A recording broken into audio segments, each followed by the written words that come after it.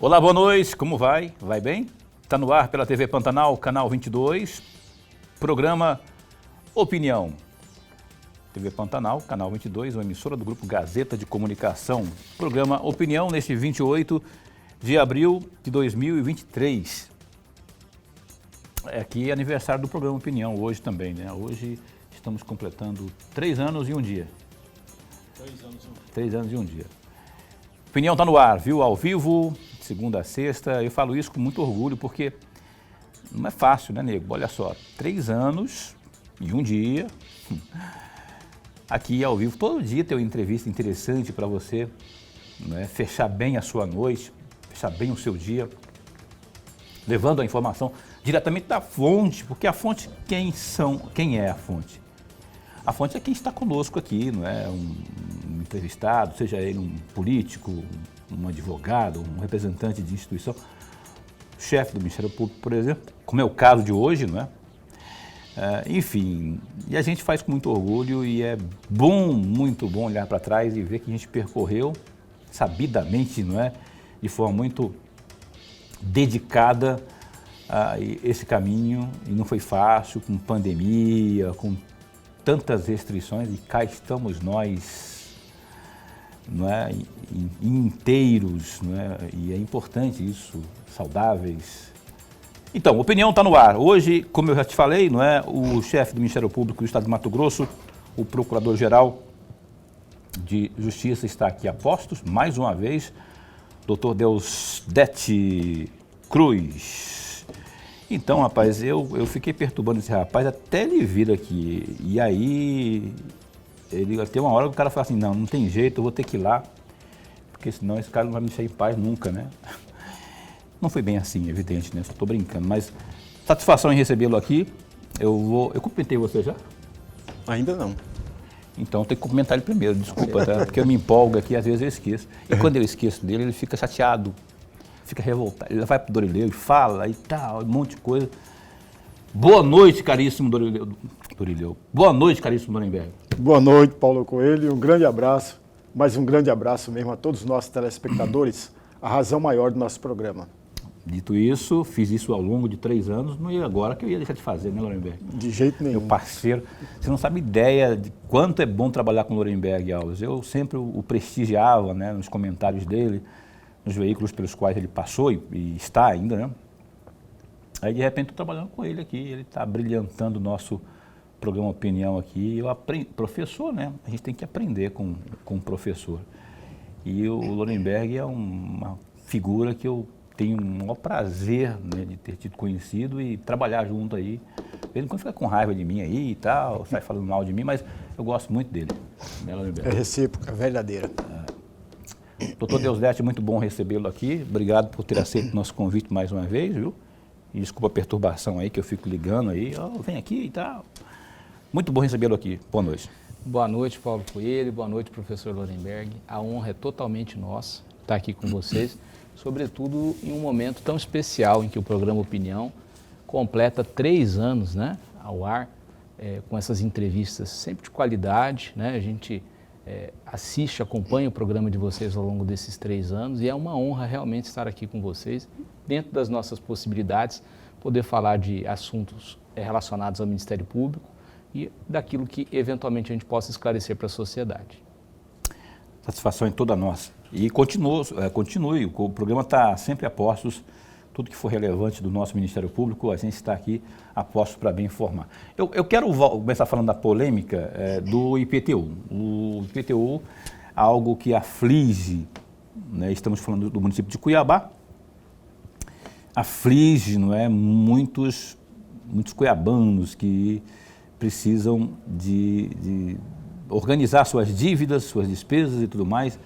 E houve desta vez agora, num primeiro momento a justiça se manifestou e tal, mas aí a prefeitura recorreu e houve uma tratativa, houve um combinado, né? Vocês, o Ministério Público, a prefeitura, se reuniram lá e agora parece uma data do dia 19 que vem para o cidadão pagar. Mesmo assim ele vai pagar. Eu quero saber se fica, abrindo o programa, se está de bom, se ficou bom para ambas as partes principalmente para aquela parte que está ali do outro lado, que é o telespectador, que na ponta é o munícipe cuiabano.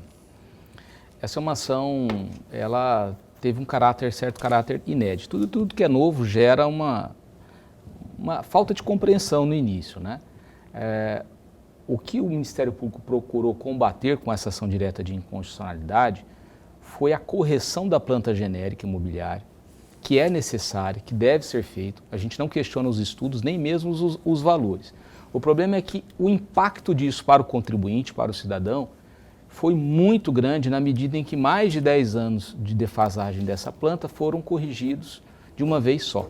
Então, nós levamos esse questionamento ao Poder Judiciário, sob a perspectiva que estaria sendo violado ali o direito fundamental do cidadão contribuinte, porque aquele tributo, cobrado daquela maneira, teria uma feição confiscatória.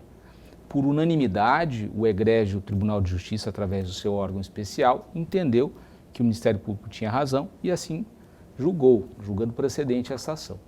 O município impetrou uma medida junto ao Supremo, postulando a suspensão dessa decisão, e até onde nós temos conhecimento, já houve até um parecer da Procuradoria-Geral da República contra a suspensão, mas até onde nós temos conhecimento não houve apreciação ainda do Supremo Tribunal Federal. E após isso, houve ali uma identificação por nossa parte que o decreto que a Prefeitura baixou estava parcialmente descumprindo alguns dos pontos da decisão, como por exemplo a não emissão do boleto, né?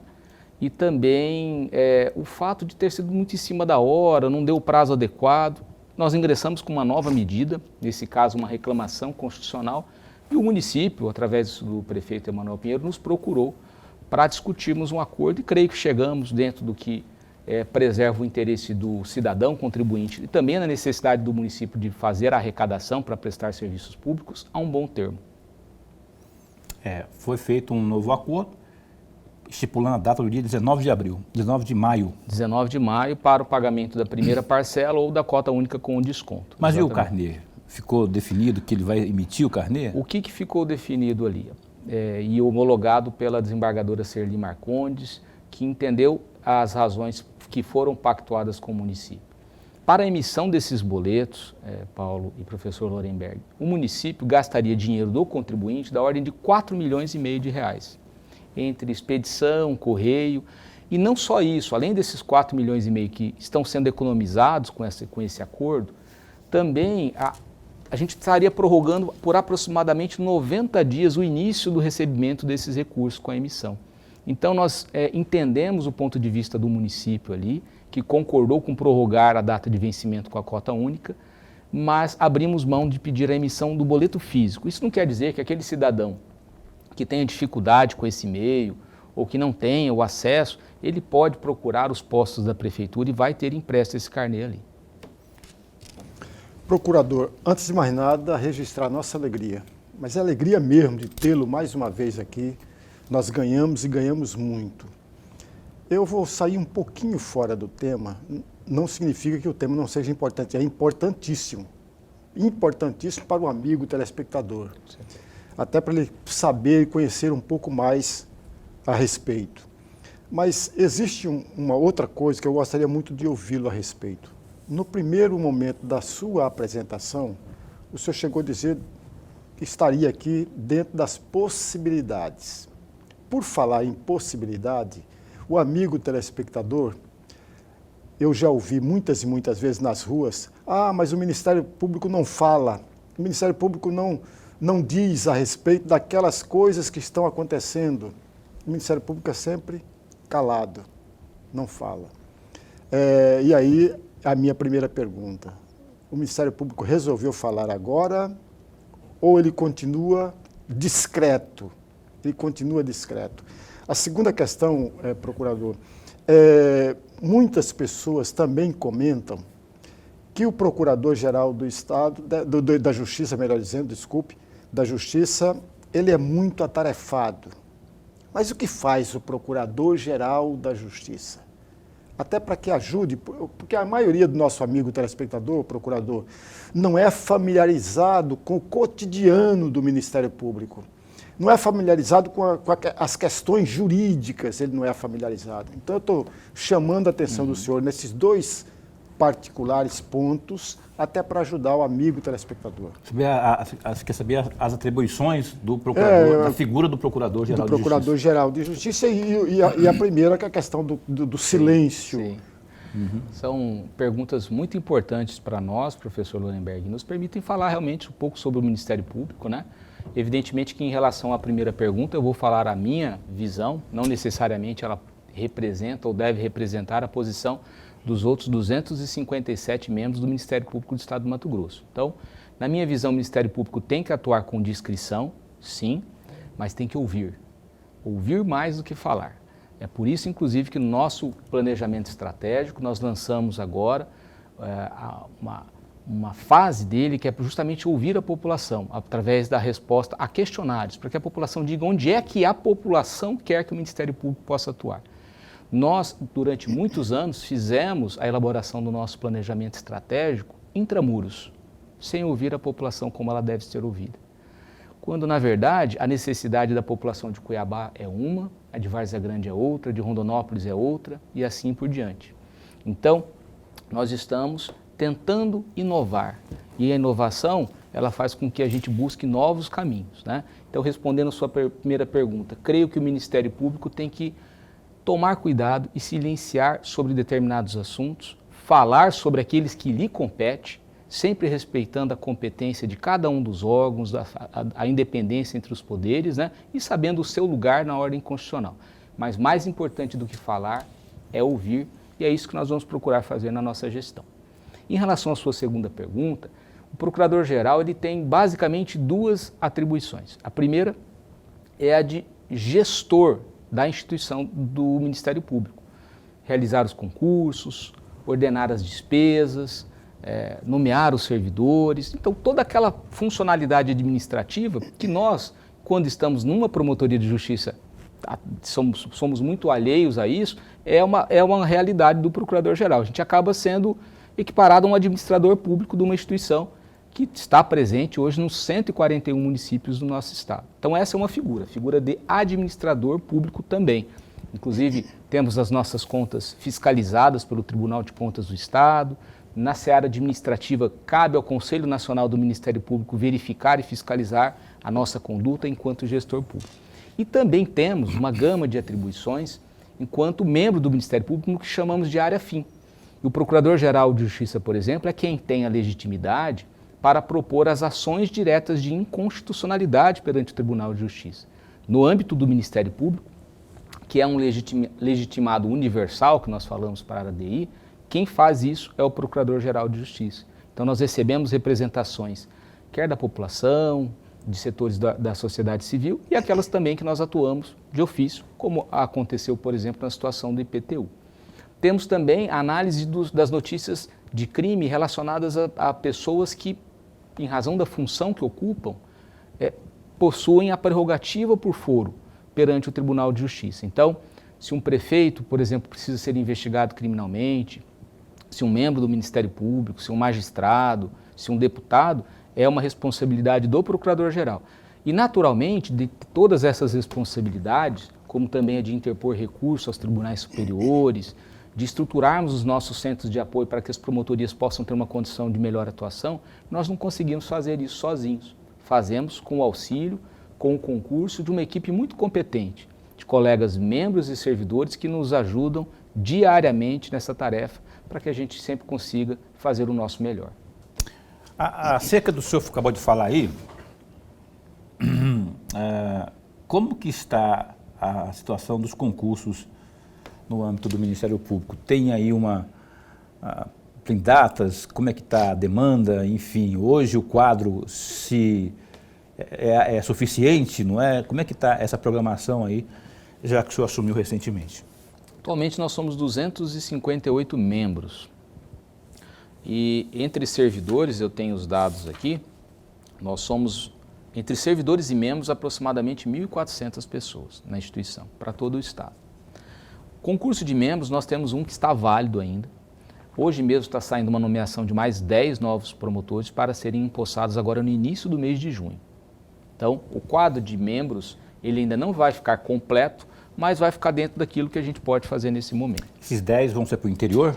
Sim, eles começam aqui conosco, fazem um curso de formação, em torno de um mês e meio aproximadamente, né, com nossa equipe, e depois eles assumem as lotações no interior. Geralmente aqueles municípios mais distantes, que é onde nós começamos as nossas carreiras, né? Então vamos lá, com os 10, o total vai para 268 membros. Né? Contribui, esse 268 aí, ele abrange o estado inteiro, mesmo que com pouco, mas... Nós vamos ficar aproximadamente com 6 promotorias ainda sem titular, que tem um promotor de um lugar ao lado respondendo. Acumulando, né? Mas como o nosso estado tem crescido, apesar de tudo ele tem crescido, nós já temos a necessidade de abrirmos novas promotorias em alguns municípios que têm um índice de crescimento muito acelerado, como é o caso de Lucas do Rio Verde, Sinop, Nova Mutum, né? Então, enfrentamos essas dificuldades. E algumas modificações que o Poder Judiciário faz, instituindo novas varas, por exemplo, refletem na necessidade de nos organizarmos aqui para atendermos essas demandas. Em relação ao concurso para servidores, no momento a gente está finalizando um redimensionamento, nós contratamos uma consultoria para verificar o índice de produtividade de cada membro e servidor na sua localidade, para realmente entendermos qual é a necessidade, para que a gente não faça um concurso desnecessariamente. Quando a gente tiver esse número com exatidão, nós vamos abrir um processo de remoção, trazendo parte dos servidores que estão nas comarcas mais longínquas para aquelas mais próximas, que são os polos que nós chamamos.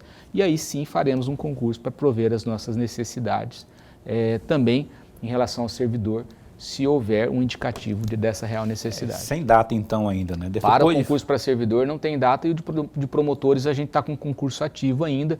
Até o ano que vem a gente ainda tem como chamar mais membros. Professor. Eu vou aproveitar parte dessa resposta, sobretudo a frase final, procurador.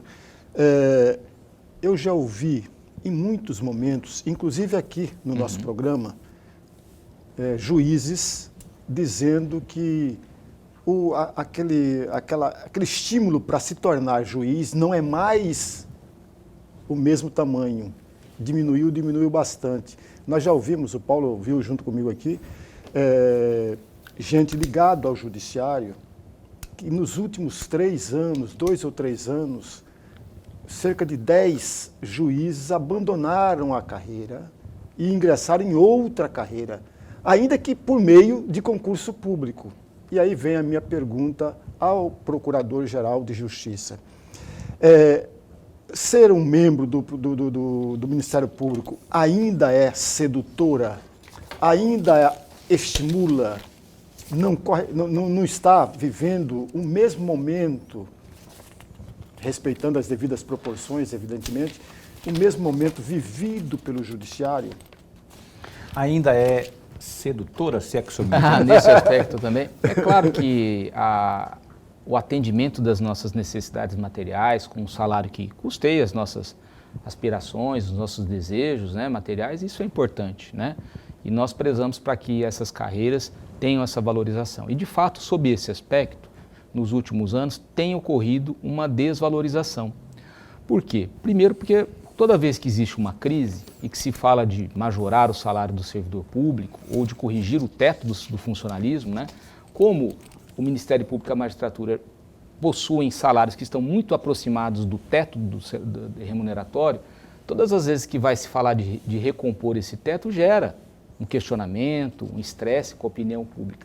E isso gera um achatamento, porque as outras carreiras vão obtendo a revisão geral anual e o teto do Supremo, por exemplo, que é o teto da remuneração, como um todo, ele não é ajustado na mesma proporção. Isso gera um descontentamento muito grande e eu creio que a magistratura e o Ministério Público, nos últimos anos, perderam, sim, alguns profissionais para outras carreiras que têm um atrativo, por exemplo, de o profissional, além de ganhar o subsídio, poder advogar, ou dele poder, por exemplo, ter uma atividade empresarial paralela, ou até mesmo de participar dos honorários de sucumbência, né, de acordo com o êxito, que é o que nós entendemos até que é uma medida justa e mostra a eficiência do serviço público. Então existe isso sim. Mas o que mais nos preocupa não é nem esse ponto. Eu acho que toda carreira ela passa por momentos de grande valorização e por alguns momentos de achatamento. Mas é que nós tenhamos pessoas vocacionadas. nós percebemos que muitas das pessoas que abandonam tanto a magistratura como o Ministério Público, muitas vezes elas não tinham a vocação ou não tinham a vontade real de serem promotores de justiça ou magistrados. Elas queriam a segurança jurídica daquela profissão e muitas vezes passam num concurso mais próximo de seus familiares e retornam ao seu estado de origem, o que é perfeitamente compreensível também. Os concurseiros, né, que nós denominamos isso, na época que eu estudei para o concurso, era muito comum a pessoa estudar para um concurso e o colega falava, eu quero ser magistrado, eu quero ser promotor de justiça, eu quero ser delegado, eu quero ser defensor. Havia um objetivo em relação à carreira.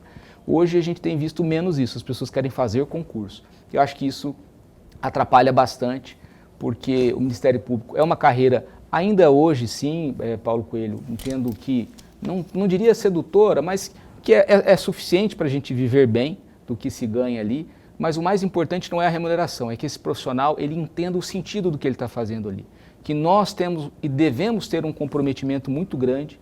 A Constituição Federal nos deu muito, e quem nos deu muito através da Constituição foram os representantes do povo. Então nós temos que entregar resultados, né? Caro ou barato é relativo em relação àquilo que a instituição e o profissional entrega para a sociedade. Agora, uma coisa é ser promotor de justiça na capital, né? Outra coisa é você ir lá, nada contra o pessoal lá de Feliz Natal, lá de Colniza, dos lugares mais longínquos, mas esse pessoal que vai para lá, não só os promotores, mas os juízes, né? Eles, pelo menos eu vi muitos reclamarem, né? Porque a questão da estrutura, uma série de outros fatores aí que acabam desanimando. Sim. Uma coisa aqui na capital é outra coisa, né? Conforto, né? Nós temos colegas que estão, por exemplo, em Cotriguaçu, que agora, por conta da estação de chuvas, ficaram ilhados, né? Nós temos colegas nossos que atuam, por exemplo, num município como Colniza, que diante da incidência de problemas que aquela cidade, por exemplo, apresenta, que esses colegas têm escolta armada policial 24 horas por dia. Então, realmente a profissão tem os seus riscos, tem os seus desconfortos, né? Mas quem faz a inscrição por edital já tem que saber disso. Que né? pode. Faz parte, é um pacote, é um combo, digamos assim, né? Você tem que vai fazer o que você gosta, em algum momento a carreira vai andar, essa pessoa vai removendo, né? E a gente fica realmente um tempo para aqueles que querem chegar na capital. Hoje a nossa carreira está organizada de uma maneira, Paulo, professor Lorenberg, que se o colega promotor quiser permanecer no interior, ele pode permanecer. E temos muitos que fizeram essa opção, estão muito bem entrosados com a comunidade, sentem-se felizes ali e dão a sua participação pessoal e profissionalmente para aquela comunidade. Muito bem, olha só, primeiro intervalo comercial desta noite, estamos conversando aqui ao vivo com o senhor Procurador de Justiça do Estado de Mato Grosso, Deusdedit Cruz, com quem a gente volta a falar daqui a pouco, após o break comercial, um instante só. Estamos de volta aqui com o programa Opinião ao vivo, né? E hoje com o Deusdedit Cruz. O Gazeta Digital, www.gazetadigital.com.br, tem muitas informações importantes agora. Dá uma clicadinha aí para você ver, né? A gente separou duas para compartilhar com você. O ministro do Trabalho, Luiz Marinho, anunciou nesta sexta, dia 28, a isenção do imposto de renda para quem ganha até R$5.000 por mês. Segundo Marinho, a novidade será implementada de forma gradual. A partir de 1º de maio, a não tributação valerá para salários de até R$2.640, abre aspas. A progressão ocorrerá durante o período do mandato e seguindo as condições fiscais e econômicas para permitir os próximos passos, fecha aspas, disse o ministro. Restituição do imposto de renda. Cerca de 291 mil contribuintes recebem nesta sexta, dia 28, o dinheiro liberado pelo lote residual de restituição do imposto de renda referente a declarações presas na malha fina da Receita Federal nos últimos 5 anos. De acordo com a Receita, O montante pago soma 344 milhões de reais. O valor destinado aos contribuintes que resolveram as pendências com o fisco será depositado diretamente na conta bancária informada no fim da declaração, com um acréscimo da taxa Selic em relação ao valor indicado no momento da entrega do documento. Então, o ministro do Supremo Tribunal Federal, o Edson Fachin, votou pela legalidade da lei estadual aprovada pela Assembleia Legislativa de Mato Grosso, a ALMT, que proíbe a construção de usinas hidrelétricas e pequenas centrais hidrelétricas no Rio Cuiabá. Relator da ação de inconstitucionalidade movida pela Associação Brasileira de Geração de Energia Limpa, a Abragel, e a Confederação Nacional da Indústria, CNI, o ministro apontou em seu voto que a vedação estabelecida na norma estadual para a construção de PCHs, abre aspas, concerne estritamente ao exercício da competência concorrente no artigo 24, 6º e 12º da Constituição Federal de 88, pois a regulação tem nítido caráter de regulação protetiva ao meio ambiente, sendo legítimo que os entes federados busquem, então, restringir atividades potencialmente nocivas, fecha aspas. Aí, abre aspas de novo, reconhecer a atividade humana como causadora de danos ambientais tem importantes consequências jurídicas ao reconhecer o direito ao meio ambiente, equilibrado como o direito fundamental aos presentes e futuras gerações. O legislador constituinte conclamou os poderes públicos e também a coletividade a cumprirem o dever de defendê-lo e preservá-lo. Diz outro trecho aí da decisão do Fachin. Já não era sem tempo, né, Lorenberg? Eu, pelo menos, estou comemorando isso aqui, porque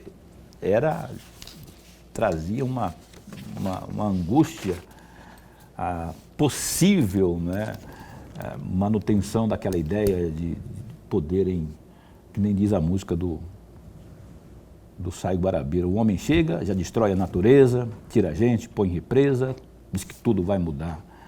Eu estava apavorado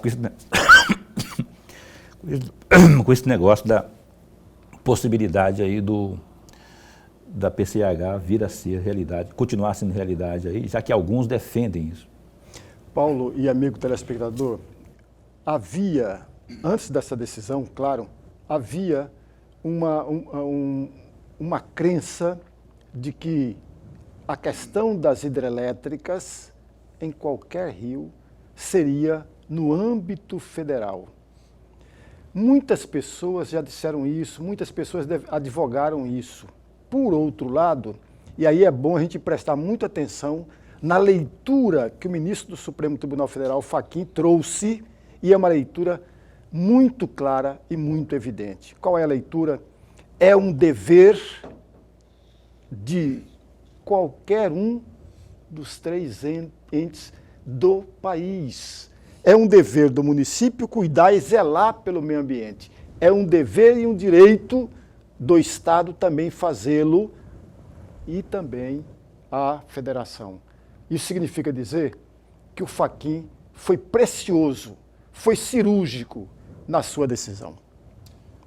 Doutor Odete, eu não vou deixar de fora desses comentários não, que eu vou pedir, porque aqui no Opinião a gente, por exemplo, recentemente nós entrevistamos a doutora Peterlini, da Promotoria do Meio Ambiente, não é? E já vieram outros também promotores também com a mesma preocupação. Essa decisão agora traz alívio, não é? E qual que é a sua avaliação sobre esse posicionamento do Fachin e essa decisão? Eu tive a oportunidade também de acompanhar pela imprensa, né, que o ministro Edson Fachin proferiu o voto, ele é o relator deste recurso. Ele está em plenário virtual, vale dizer que os outros ministros ainda têm alguns dias para proferirem os seus votos, seguindo ou discordando do ministro Fachin. É interessante até fazer um registro aqui que o parecer da Procuradoria-Geral da República era no sentido da improcedência dessa medida. Porque, segundo o parecer da Procuradoria-Geral da República, ali a legislação estaria tratando sobre questão elétrica, produção de energia elétrica. Produção de energia elétrica pela Constituição Federal é uma competência privativa para legislar sobre isso da União. O ministro Fachin trouxe um outro enfoque. Ele falou, não, a questão aqui preponderante não é o aspecto da energia elétrica, e sim a questão da proteção ambiental. Então nós vamos acompanhar com bastante atenção. Eu creio que esse voto, ele, se prevalecer, ele vai ser um leading case. A tendência é a manutenção, né? Porque o relator geralmente ele traz consigo aí. Assim, a regra é que o relator se aprofunde com maior intensidade no assunto, né? Mas nada impede que outros dos julgadores possam pedir vista e levar isso para o plenário presencial, por exemplo, né? Nós precisamos realmente de legislação protetiva para a questão ambiental. Nós sabemos da necessidade de estimular, sim, o uso das pequenas centrais hidrelétricas. Afinal de contas, em relação a outras matrizes energéticas, ela tem as suas vantagens, né? O Brasil ainda é muito tímido no uso de energia eólica e solar, por exemplo. Então, está muito abaixo, por exemplo, dos índices que em outros países europeus já conseguem alcançar. Então, nós temos que, de um lado, incentivar as PCHs, mas nos locais em que elas causem um prejuízo social e ambiental menor. E o que nos preocupa em relação à questão do Rio Cuiabá, sobretudo a situação da população ribeirinha. São pessoas que aprenderam com seus avós, com seus pais aquele ofício e que não adianta simplesmente achar que um programa social vai resolver o problema delas. A felicidade daquelas pessoas é o contato com a natureza, de onde elas tiram e extraem o seu sustento. Então, qualquer situação, qualquer empreendimento que possa gerar um impacto maior, não só ambiental. Quando a gente fala na questão ambiental, nós temos que nos preocupar também com o efeito social. Precisa ser olhado de maneira bastante atenta e responsável. Olha, tem uma pergunta que eu quero fazer aqui. Na verdade, não, eu pedi a sua opinião a respeito. Porque a nossa gloriosa Assembleia Legislativa, ela aprovou, não é, por maioria, a tal proposta de emenda à Constituição que muda a regra de inscrição de membros do Ministério Público Estadual, não é, para concorrer aí à lista sêxtupla para a vaga aí de desembargador. Tem uma aprovação, né, da Assembleia. Agora apenas procuradores com mais de 10 anos de carreira dentro do Ministério Público poderão se inscrever. Antes era a idade de 35 anos, salvo engano. Qual que é a sua avaliação sobre essa decisão? É importante. Essa proposta de emenda à Constituição, ela parte de uma provocação do próprio Ministério Público ao governador do Estado. Por quê? É o que eu preciso fazer um histórico. O Instituto do Quinto Constitucional, ele tem previsão na Constituição, né, de que 1/5 das vagas dos tribunais seja dividido entre membros do Ministério Público Estadual e advogados. Portanto, dividir 1/5, 20%, 10% das vagas do Tribunal de Justiça precisam ser reservadas a egressos do Ministério Público e 10% para egressos da advocacia. E o que acontece? Existem 3 fases. A primeira é a escolha da lista sêxtupla, 6 nomes são escolhidos, depois o tribunal corta 3, forma uma lista tríplice e o governador escolhe um dos nomes. A nossa legislação aqui e a Constituição previam que quem escolhia no âmbito do Ministério Público os 6 nomes eram todos os membros do MP. Todos nós votávamos para a escolha desses 6 candidatos, para encaminharmos ao Tribunal de Justiça, que por sua vez encaminhava uma lista tríplice ao governador do Estado. Ocorre que uma legislação muito parecida com a nossa, no caso do Rio Grande do Norte, foi objeto de questionamento a constitucionalidade dela perante o Supremo. E o Supremo decidiu que, como essa matéria já é regida pela lei orgânica do Ministério Público Nacional, a lei 8625 de 93, que não poderiam os estados regulamentar de forma diversa, porque aquela é uma norma de caráter geral. Então não poderia ser em sentido contrário.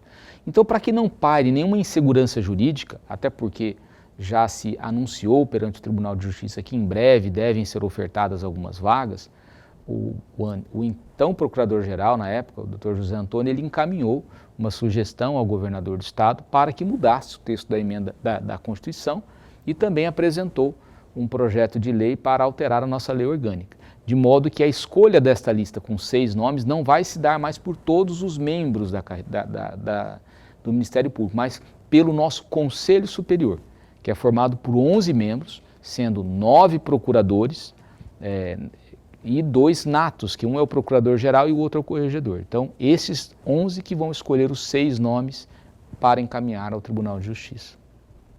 Professor? Procurador, eu tenho aqui um pedido a fazer, um comentário do senhor. Se o senhor não estiver confortável a fazê-lo, o senhor tem a liberdade de não fazê-lo. O artigo 5º, inciso 11 da Constituição Federal, diz o seguinte, eu vou ler, eu sei que o senhor sabe, mas para o amigo telespectador entender o que eu estou querendo pedir. Entre aspas, a casa é o asilo inviolável do indivíduo, ninguém nela podendo penetrar sem consentimento do morador, salvo em caso de flagrante, delito ou desastre ou para prestar socorro ou durante o dia por destinação judicial. Fecham aspas. É isso que diz o inciso 11 do artigo 5º da Constituição.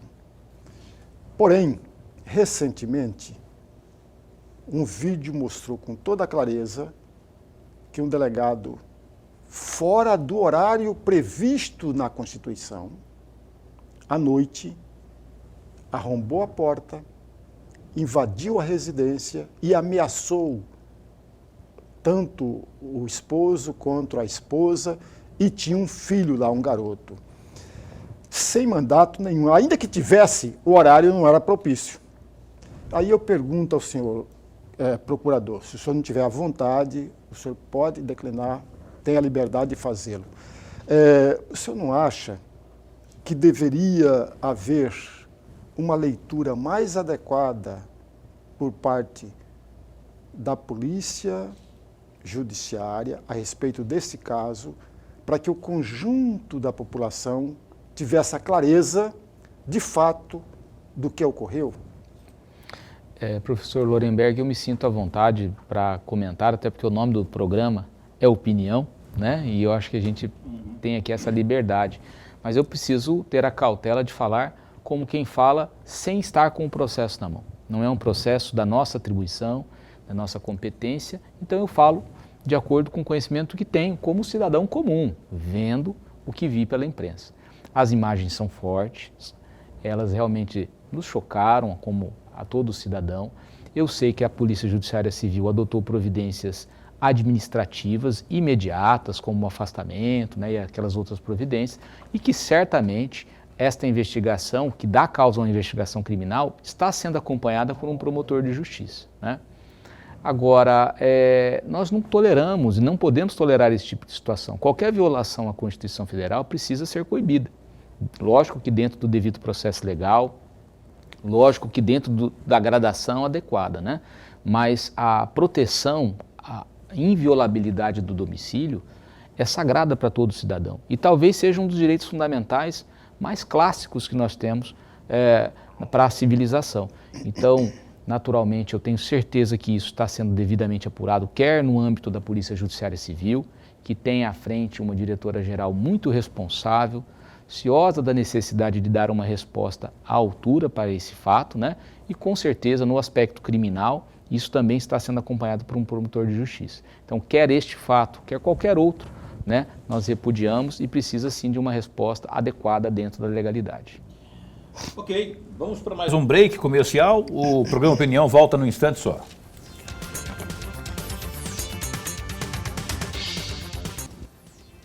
Eis que estamos de volta. Programa Opinião ao vivo com Deusdete Cruz, o nosso Procurador-Geral de Justiça conosco de novo aqui. Esse rapaz aqui não tem cara de Procurador-Geral de Justiça, não. Porque as pessoas podem pensar assim, rapaz, Procurador-Geral, mas o cara velho e tal. Cara estagiário, né? Ele tem cara de estagiário, assim, né? Começou porque ele começou no Ministério Público com 12 anos, aí agora ele... Não, mas na verdade é experiência mesmo. Já tem quanto tempo de Ministério Público? Quase 19 anos de Ministério Público, né? Depois eu passo o remédio aí que o senhor toma para ficar parecendo carinha de Harry Potter. Olha só, o Opinião segue aqui. Eu tenho uma provocação, como de Lorenberg sempre gosta de fazer provocação, né? A saúde pública do município de Cuiabá, ela está sob intervenção, né, e tal. Se eu fizesse uma avaliação disso aí, porque o Ministério Público foi muito criticado também, não é, em algumas situações no que diz respeito à saúde aqui e à intervenção propriamente, que foi decidida pela Justiça. E a provocação maior vem agora. O Estado de Mato Grosso, a saúde pública do Estado de Mato Grosso, nos primeiros 4 anos do governo Mauro Mendes esteve ok, não houve grandes alardes, problemas, polêmicas, denúncias, só que agora apareceu uma cabulosa aí, não é? Bom, queria que você fizesse uma avaliação sobre a intervenção aqui no município de Cuiabá, nesse trabalho que vem sendo executado, se o Ministério Público vai botar o dedo na ferida aí dessa situação do Estado de Mato Grosso. Estou falando da questão lá da mulher da SES, que é a polêmica que está sendo possivelmente alvo de uma CPI ali na Assembleia. Tem isso, tem também o fato dos bebês que morreram ali na Santa Casa, mas eu queria que o senhor fizesse porque o Ministério Público é Ministério Público, geralzão, né? Então, o que vale para Chico, vale para Francisco. Queria que o senhor fizesse uma avaliação sobre isso aí. Sim. Até antes de falarmos a respeito dessa situação mais recente, que já é alvo de investigação perante a DECOR e que o NACO já tem conhecimento, que é o nosso Núcleo de Ações de Competência Originária, e está acompanhando, nós precisamos dar um passo atrás e falarmos sobre a intervenção. É importante porque muitas vezes as pessoas nos procuram, né, inclusive profissionais da saúde do Estado, e falam, mas por que não tem intervenção no Estado? Fez na capital, aqui também no Estado temos os problemas de saúde, alguns são até menos graves, as pessoas falam, mas tem descumprimento de ordem judicial. E aí nós precisamos lembrar que dentro do nosso, foi a pergunta do professor Lorenberg, das atribuições do Procurador-Geral, não está a possibilidade de pedir a intervenção no Estado. Porque quem decreta a intervenção no Estado é o Supremo Tribunal Federal. Então, o órgão do Ministério Público que teria condições de avaliar e fazer ou postular uma medida semelhante perante o Estado, tal qual nós fizemos em relação à capital, seria o Ministério Público Federal, na pessoa do Procurador-Geral da República, que analisaria uma representação, como nós analisamos a representação do Sindicato dos Profissionais Médicos, que noticiava o descumprimento de determinadas ordens judiciais. E que foi o que fez o então Procurador-Geral, postulou esta intervenção, né? E no bojo dela, depois houve um aditamento por conta da constatação de diversas situações graves, como falta de medicamento, procedimentos cirúrgicos acumulados.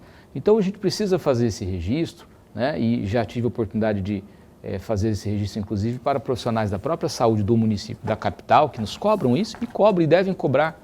Nós que estamos no exercício de funções públicas, devemos satisfação à opinião pública, né? Essa pergunta nos permite esclarecer isso. Por que é que o Ministério Público do Estado do Mato Grosso não postula, se cabível, né, precisaríamos analisar, a intervenção perante o Estado? Porque não cabe ao Procurador-Geral de Justiça fazer essa análise, assim como não cabe ao Tribunal de Justiça determinar. A nossa atuação, dentro do Pacto Federativo, se dá no âmbito do Estado perante o Tribunal de Justiça do Estado do Mato Grosso, né? No que toca às informações que foram veiculadas mais recentemente sobre... com indícios, né, de fraude em processos licitatórios perante a Secretaria de Estado de Saúde, o Ministério Público já está acompanhando isso, a DECOR já está apurando também, e se houver um indicativo, um indício de que pessoas com foro perante o tribunal têm qualquer envolvimento, serão devidamente investigadas e, se necessário, processadas também. Não havendo indicativo de uma pessoa com foro, isso vai para uma promotoria de justiça criminal. Está em apuração, então, ainda. Não se tem essa certeza de que haja... Tem uma investigação perante a DECOR, né? E conforme isso foi noticiado, né? Eu particularmente não tinha conhecimento disso até ver pela imprensa. Porque o que as pessoas precisam entender? O Procurador-Geral de Justiça, ele é chefe, mas na parte funcional, o promotor de justiça tem total independência. Pode ser que... E isso é importante. É importante até para preservar as informações, para que a gente não tenha nenhum tipo de possibilidade de ter interferência. O promotor de justiça, que tem um dia de função no Ministério Público, ele tem a mesma independência que o Procurador-Geral. Então ninguém dirá a ele o que ele deve fazer. Então se esse promotor recebe um inquérito da polícia, ou se ele tem uma investigação própria e ele tem uma convicção de que ele precisa denunciar quem quer que seja, ele o fará, desde que o faça fundamentadamente, e caberá ao Poder Judiciário dizer se aquela denúncia procede ou não. No que nos compete, só se houver envolvimento de alguém com foro. Quem é que tem foro? O secretário de Estado, né? Ah, mas tem um envolvimento do governador. Governador, não cabe ao Procurador-Geral de Justiça investigar um governador do Estado em matéria criminal. Se um dia surgir qualquer indício, qualquer coisa, isso precisa ser remetido também ao STJ e à Procuradoria-Geral da República. Então precisa ficar bem claro quando as pessoas nos cobram isso, e eu sou do ditado que pau que bate em Chico, bate em Francisco, que nós temos limitações. As nossas limitações são aquelas que estão previstas na Constituição Federal. Certo. Professor. Eu vou aproveitar também um outro pedido de um comentário do senhor. Veja, de acordo com o site RD News, no dia 7 de janeiro deste ano, o número de médicos e de enfermeiros em Mato Grosso está bem abaixo do recomendado pela Organização Mundial da Saúde. O estado tem índice de 14,9 médicos a cada 10 mil habitantes, o mais baixo da região centro-oeste. Já a taxa de enfermeiros é de 15,8 a cada 10 mil, a segunda mais baixa da região centro-oeste. O índice recomendado pela Organização Mundial de Saúde é de 50 médicos, olha a diferença, 50 médicos e 27 enfermeiros para cada 10 mil pessoas. Eu pergunto ao senhor, eu faço duas perguntas, muito mais um pedido de reflexão. O Ministério Público sabia desse quadro apresentado ou não sabia? Se não sabia ou sabia, qual é o comentário que o senhor faz diante desse quadro? Em relação a esses dados especificamente, eu não tinha conhecimento, professor Lorenberg, mas eu recebi profissionais da saúde do Estado, sindicato de profissionais, que foram se queixar sobre um termo de ajustamento de conduta que havia sido feito e que não estava sendo cumprido, né? Então, logo eles saíram, nos apresentaram os documentos, nós encaminhamos isso ao promotor da saúde, que é o Dr. Milton Matos, que até já esteve aqui no programa com vocês, e o promotor de justiça cobrou providências do secretário de Estado, que logo anunciou que já iria dar cumprimento ao termo de ajustamento de conduta. Se eu não me engano, naquele TAC, o que se tratava era mais dos servidores da parte administrativa, para o funcionamento da administração da saúde, né? Em relação ao número de médicos, claro que os índices da OMS são muito importantes e precisam ser analisados. Agora, com certeza, nós precisamos compatibilizar isso com o gestor, o que é que ele pode fazer, o que ele tem de recursos, né? Não pode ser uma decisão arbitrária, seja do Ministério Público exigir número X de médicos, seja do Judiciário impor. O que a gente tem que fazer esse paralelo é que aqui no caso da Prefeitura de Cuiabá, eu preciso deixar isso muito bem claro, havia uma decisão judicial com trânsito em julgado determinando a realização do concurso, né? E isso chega para nós, pelo Sindicato dos Médicos, falando, olha, eu tenho uma decisão que transitou em julgado e ninguém está cumprindo. E olha, já foi feito isso. Então a intervenção era um caminho, né? Nesse caso, se não há uma decisão judicial, tal como acontecia em Cuiabá, impondo a contratação, ou a nomeação, ou a realização do concurso, nós ainda estamos numa fase que permite a discussão, né? Mas diante dessas informações, eu vou conversar com o nosso promotor de justiça da saúde da capital, que tem inclusive uma função perante o nosso Centro de Apoio Operacional de Saúde, para verificarmos o que é que existe de concreto para cobrar essas questões do Estado, né? O Estado do Mato Grosso com certeza não pode se furtar a fazer a sua parte, até porque a saúde ela é tripartida, né? Tem a saúde do Estado, a saúde do município e a saúde da parte da responsabilidade da União também. Eu vou caminhar aqui numa velocidade, como diria Zé Ramalho, estonteante, porque a gente tem que abordar mais uns 2 ou 3 temas aqui, faltam 7 minutos, 6 minutos. De forma muito breve, eu queria que o senhor falasse, o meu caríssimo Tinho Costa Marques me passou algumas orientações, meu professor. O glorioso Ministério Público está com um trabalho muito eficiente, forte no combate aí à criminalidade. Até que ponto ou em que nível está sendo usada aí a inteligência artificial para compor essas metas aí do MP? O Ministério Público compõe, Paulo, o professor Lorenberg, uma força-tarefa permanente que é o GAECO. Há uma falta de compreensão muitas vezes por parte da sociedade de achar que o GAECO é o Ministério Público. Não, o Ministério Público compõe o GAECO. O GAECO é uma força-tarefa permanente, composta pela Polícia Militar, pela Polícia Judiciária Civil e também pelo Ministério Público. E agora, mais recentemente, foi aprovada uma lei incluindo na estrutura orgânica do GAECO o sistema penal e o sistema socioeducativo. Até porque fatia considerável da criminalidade organizada hoje, de alguma forma ela atua no âmbito do sistema prisional e do sistema socioeducativo, né? Como Procurador-Geral de Justiça, o que é que nós fazemos em relação ao GAECO? É o Ministério Público que provê o orçamento para que o GAECO possa funcionar.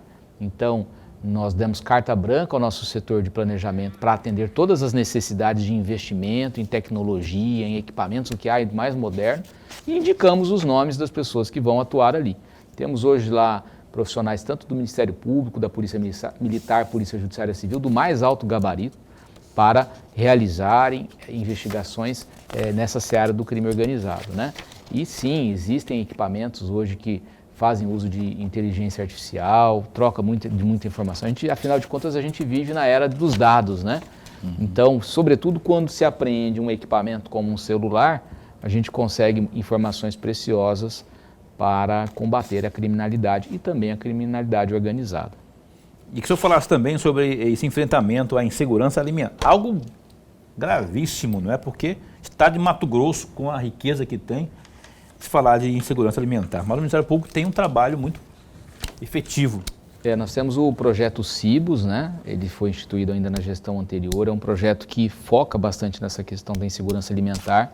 Lamentavelmente, o nosso estado, apesar de ser um estado muito rico, produtor e exportador de alimentos, temos aproximadamente 17% da população que vive com algum tipo de insegurança alimentar, né?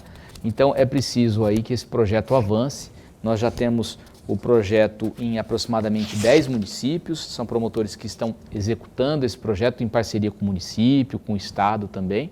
E alguns, por exemplo, eles já fazem parte, inclusive, hoje de aldeia indígena, com plantação de alimentos, né? O projeto ele foca muito na alimentação com qualidade, valorizar a agricultura familiar e também, realmente, dar o suporte mais emergencial para aquelas pessoas que estão passando fome. Isso não é um fake news, como se pode dizer. Infelizmente, num país rico, num estado rico, exportador de alimentos, nós temos pessoas que passam fome. Doutor, eu queria muito seguir aqui, ó, avançar, mas não tem jeito, rapaz. Tem um horário de rede para obedecer ali, o povo está chiando já, tem que encerrar o programa.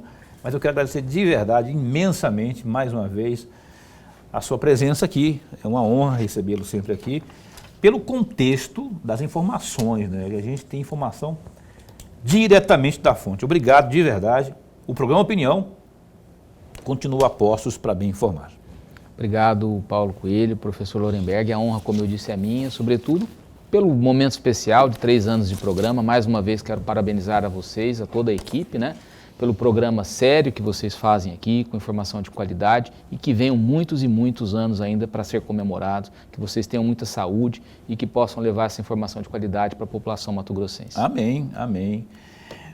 Verdade. Tinho Costa Marques, meu amigo, obrigado pela força aí. Tem um rapaz ali, tem uma turma ali do Gabinete de Segurança, não é?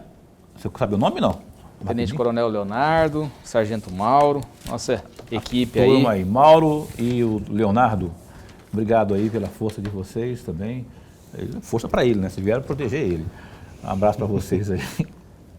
Lorenberg, então, segunda-feira. Até segunda-feira. A Alcione Montani Tabelian falar sobre o cartório lá de Engenho Velho e muitas coisas sobre esse segmento ao vivo aqui no programa de segunda-feira. A gente se encontra. Até lá, bom final de semana, bom feriado também, dia 1º.